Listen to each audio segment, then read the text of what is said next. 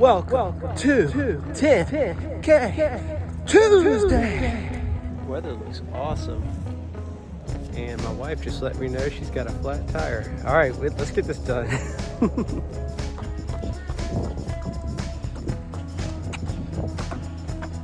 Woo. Right, another 10K done. Let's wrap this up so we can have chit chat before it rains all over. There we go. There we go. Yeah. All right, welcome to 10K Tuesday. Hi, my name is Scott, and here on 10K Tuesday, one thing that we always do is we run 10K, and we have this audacious goal of trying to make 10K. I've actually done it. My vehicle for trying to accomplish this thing is day trading, and I have it, placed like this one order where I made $10,000 right then and there on a Tuesday. But that's something that I was striving to do, and I've done it on a, longer term basis. So that's pretty cool. And in fact, I'll check in right now on the financials before we get to the good stuff. All right, here we are with the financial part about 10K Tuesday. It's about 6 a.m. here, and the market has done something different than my original thesis from, I guess a month ago, where I thought that we were entering into a bear cycle. I still might be right, but took a crazy turn back to the upside here. So I had done what I called pin the tail on the donkey, right around up here, and I thought, well, I'm a pretty smart dude to have nailed that. But it came back on me, and so I'm now out of that. And the guys that go out there and make these predictions about what the market's going to do, man, they got balls. Me, I follow what the market's doing. I try to anyway. If it was easy, everybody'd be doing it. I try not to have an ego about the position or how I think it's going. What I'm discovering is doing trading, I am living between that sliver of space between what is happening and what is going to happen. That's where I operate from. And it's tricky because it's a very small space. If you're constantly operating from, it's going to do this, well, you end up jumping the gun is what I find. And so, for example, I just hopped into this trade and it's 80 cents down, but I think I'll be all right. But I don't know for sure. I've got a pretty good idea. Come here. There we go. So anyway, my new positions is that, it looks like it's going back up. So I'm going to try to ride that wave, surf that wave. So we have accomplished the audacious goal of making 10 grand. We didn't do it all clean in one day. Man, that'd be cool to actually do that. And I see myself doing that. If we keep it up and keep building this muscle here, learning how to trade, it's possible. And the thing is, it's not about me, it's about people like me, like you, who want to better themselves. And we've got the same amount of time in the day. All I did was just simply study this stuff for free on YouTube. There's tons of guys out there and gals teaching us how to do this. And we've all got brains. We've all got time, certain amounts of time allotted to us, and how we spend that time is crucial in my opinion.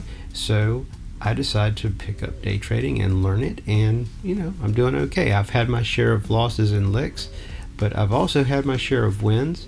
And if I've had losses, it doesn't determine that I'm going to continue losing in the future. I can learn from those losses and turn them around. I believe losses are lessons. So they only become failures if that's your mindset. So anyway, oh no, I'm $10 down on that new one. Well, that stinks. But anyway, all right. Hey, let's get back out there. Talk soon. Bye. All right, and we're back. So I've run 10K, and looks like it's about to rain all over me. And my wife's at home with a flat tire, and I naturally need to tend to that. But something that I was thinking about, and I wanted to share with you, is, two things. One is I've just exceeded 500 subscribers. So I'm really tickled, and I'm thankful that over 500 people actually pressed this little button. They said, hey, I kind of want to hear from this goofy rascal Scott every so often. So thank you for doing that. And I believe if somebody has something to say, there's somebody willing to listen. And so far, at least 500 people are willing to listen to what I have to say, and I think that's awesome. And I really put a lot of thought into the things that I say, because I feel like I don't know what I'm talking about unless I can teach it. So it's really good practice for me, and it's helping me grow as a person. And maybe it's helping somebody out there. It sounds like it is, so I'll just keep doing what I'm doing. How do we know? That's something that's sort of been on my mind. I'm not saying that we should all, just be dubious all the time, but I think we should be a little more conscious to try to think for ourselves and think to ourselves, what is it that I don't know? I guess the thing that kind of really shook me up is Bill Nye just put out a masterclass, and the teaser for that masterclass, I haven't taken it yet, but I am a subscriber of that. He has this demonstration of what appears to be a candle that's lit, and it's beside what appears to be a glass of water with ice in it. And he's talking about heat and cool. And then all of a sudden he takes a bite out of the candle, and it has this crunch to it. Well, it turns out the freaking candle was an apple core. So we were operating under the premise that, he said it was a candle. The thing was on fire, just like candles do, and he bites the freaking thing. So, that's just a classic example of we didn't know what we didn't know. One thing that helps me with that is the clarity that I've gained with knowing that our strength lies within the gap between stimulus and response. So let me say that again, because that was something really powerful that affected me. Is our strength lies within the gap between stimulus and response. My wife was telling me a couple of examples. She's a nurse, and she had somebody call recently. So the person wanted to know about a patient she was looking after.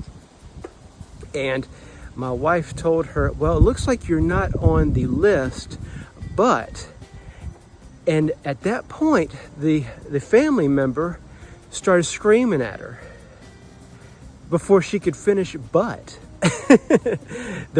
If the family member would have just gave it a moment, let that gap extend between stimulus and her response, my wife would have told her, but let me walk right over here and ask the patient if I can tell her medical stuff to you.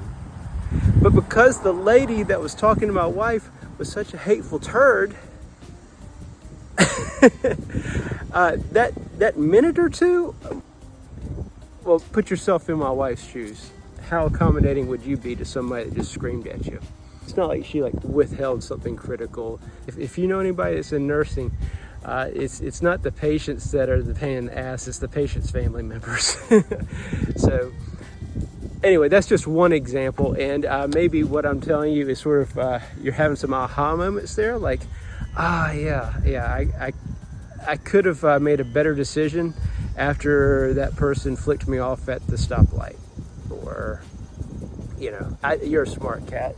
How do we know? And a backup to that how do we know philosophy is a person is entitled to their opinions, but they're not entitled to their own facts. So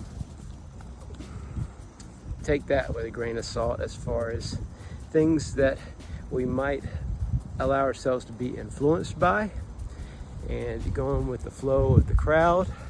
Sometimes a person with higher intelligence might actually go along with the opinions of someone of higher confidence.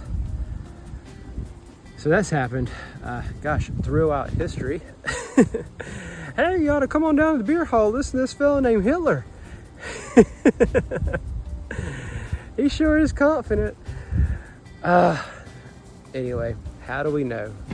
So the clarity that I attribute that has allowed me to kind of expand that gap between stimulus and response, I'd say it's come through meditation. And meditation came through more or less through physicality.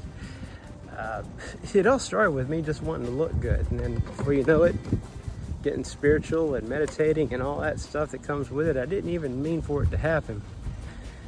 But a good place to start, if you're looking, is just getting up early. If you could start there, if you can get up early and you're not an early riser, try to be an early riser.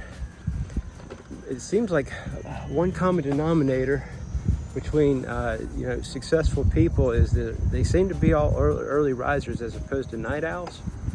And there's just this quiet in the morning, before you got to beat the sun up. I mean, I'm talking 4 or 5 a.m. max, or latest rather. And one thing that works for me is I set the alarm for 4 a.m. and that sucker's coming on no matter what. So, if I dicked around till 11 o'clock that night, well, that alarm's coming. So I hope you're ready, buddy.